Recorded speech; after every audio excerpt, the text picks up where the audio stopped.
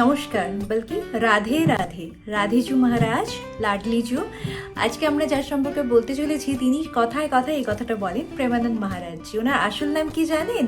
ওনার আসল নাম হচ্ছে প্রেমানন্দ গোবিন্দ শরণম, যিনি 1972, আবার কেউ কেউ বলে 1969-এ তার জন্ম, তো সেই হিসেবে তার বয়স। মহারাজজি নামে তো বিখ্যাত, এবং তার কথা বা ফেসবুক বলুন, ইউটিউব বলুন, রিলস বলুন, যে কোনো জায়গায় শুনতেই পাই আমরা। এবং এনাকে নিয়ে আমি আগের জাস্ট ভিডিওতে আপনাদের সাথে শেয়ার করেছি কে কে এনার কাছে আসে, কত বড় বড় মহান ব্যক্তিরা আসে, এবং সামান্য জাস্ট দুটো লাইনেই তার মনটা এত শান্ত হয়ে যাচ্ছে। কথাগুলো তিনি এত মন দিয়ে শোনেন এবং তাদের রিপ্লাই করেন, না দেখলে আপনারা বিলিভ করবেন না। তো যাই হোক, ইনি 13 বছর বয়সে তার বাড়িঘর তো ছেড়ে দিয়ে সন্ন্যাস ধর্ম গ্রহণ করেছিলেন। গঙ্গার ধারে তিনি তার পুরো সমস্ত জীবনটা কাটিয়ে দিয়েছেন, গঙ্গার ধারে তপস্যা করে করে। এনার মাতা পিতা ছিলেন রমা দেবী এবং শম্ভু পাণ্ডেজি।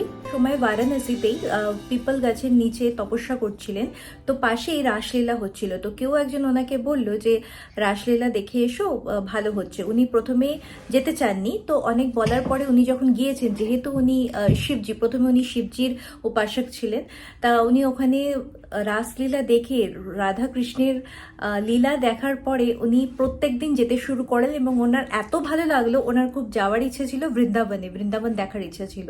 তো উনি কারো সঙ্গ পাচ্ছেন না, একটা সন্ন্যাসের কাছে কোনো টাকা পয়সা থাকে না।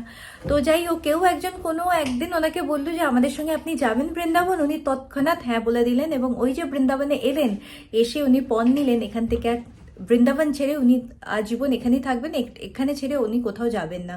সে চিকিৎসার জন্যই হোক, ওনাকে কত মহান মহান লোকজনরা ইসকন থেকেও নিমন্ত্রণ গেছে ওখানে যাওয়ার জন্য, কিন্তু উনি বলেছেন আমি এটা ছেড়ে কোথাও, বৃন্দাবন ছেড়ে কোথাও যাব না। ইনি রাধা মাধব দ্বারা ইন্সপায়ার্ড, প্রভাবিত হয়েছেন, এবং তার সাথে ইনি বড়ে গুরুজির কাছে দীক্ষিত।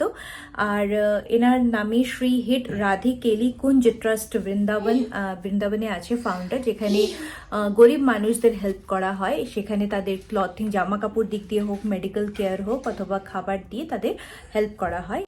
এনার নামে কিন্তু কোনো টিকিট বিক্রি হয় না, এটা আপনারা জেনে যাবেন। আর ওখানে গেলে সবাই বলবে প্রেমানন্দ মহারাজের সঙ্গে দেখা করিয়ে দেবো, বা এই টিকিট, এত টাকার টিকিট, কখনোই নেবেন না। ইনি সখ্ত খিলাফ এগুলোর।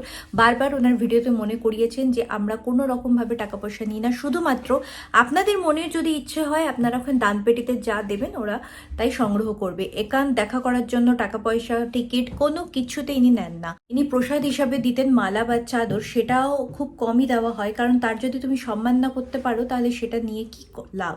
এবং এনাকে যদি আপনারা কিছু গ্রহণ করতেও দেন, ঠাকুরের জিনিস ছাড়া ইনি আর কিচ্ছু গ্রহণ করেন না। তার জামা কাপড়ই হোক বা যে কোনো কিছু, ফুল, খাবার দাবার, কোনো কিছু ইনি গ্রহণ করেন না, কারণ বলেন আমি কেউ দিতে পারছে না, কেউ দিতে পারছে, যে দিতে পারছে না তার কতটা খারাপ লাগবে, তাই ইনি কারোরটা গ্রহণ করেন না। আমরা এনার প্রতিদিনের ভিডিওতে এত ছোট ছোট জিনিস জানতে পেরেছি যে আমাদের জীবনে সেটা সরবরাহ করার মতো প্রত্যেকের একটা ইন্সপিরেশন। ওই জন্য দেখুন না, প্রত্যেকটা বড় মানুষ এনার কাছে গিয়েছে। ইনি তো খুব ভালো কথাবাচক, তো অবশ্যই। আজকাল রিলস জামানায় ভাইরাল হওয়ার ক্ষেত্রে মানুষ কত কিছু করে দেয়, কিন্তু ইনি সখ্ত খিলাফ ওগুলোর। যে যদি আমাদের ছড়াতেই হয় ধর্মের অনুযায়ী, তো ভালোভাবে সেই ব্যাপারটা জেনে তারপরে ছড়ানো হোক। আমার হয়তো রাধাকৃষ্ণকে আরও আরেক রকমভাবে বা আরেক দিক দিয়ে ভালো লেগে গেছে।